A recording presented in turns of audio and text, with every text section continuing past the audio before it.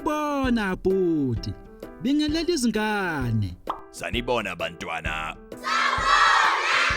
Senekulungela ukufundisa isiZulu zingane. Okokuqala, niyawakhumbula lamagama. Shono emva kwami. Ngifuna. Ngidinga.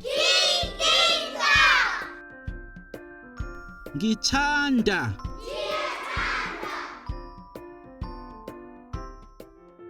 Manje ke asifunde namagama amasha. Shono emva kwami.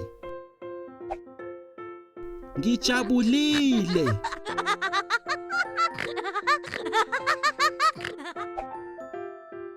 Ngibuhlungu.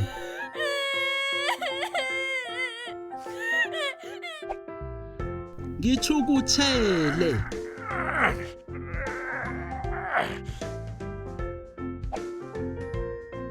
Ngiyesaba.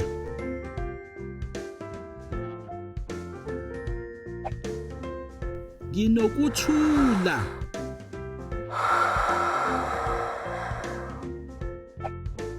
Ngiyenyanya.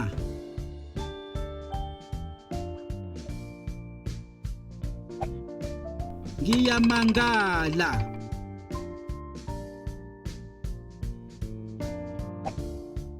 Ngijabulile.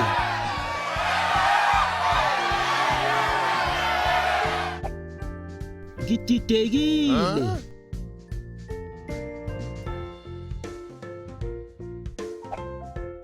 Nginamahloni.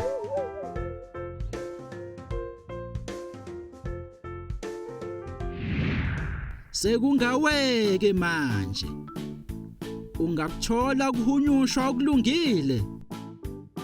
Ingabe ngu-A noma u-B noma u-C?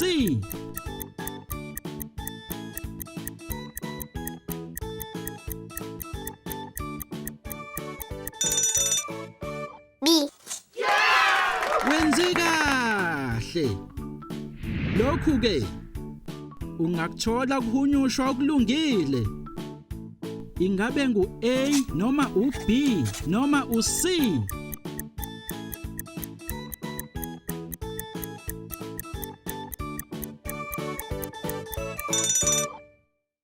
A. Wenze kahle. Phambi kokuba siqede, sekuyisikhathi sebinzana losuku. Shono emva kwami. Ngizizwa ngijabulile.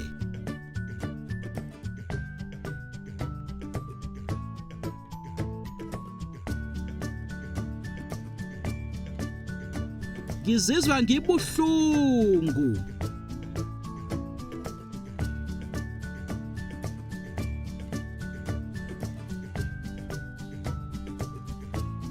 Ngiyakuzonda ukudla okubabayo.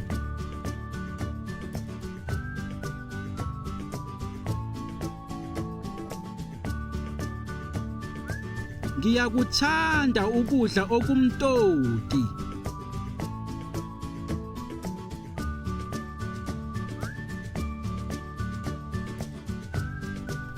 Umbuzo: yini oyithandayo?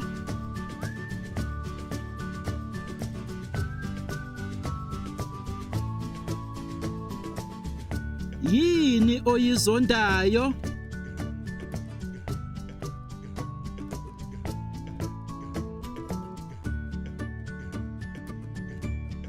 Uyabona ke kulula. Sekuyisikhathi sokufunda nokubhala.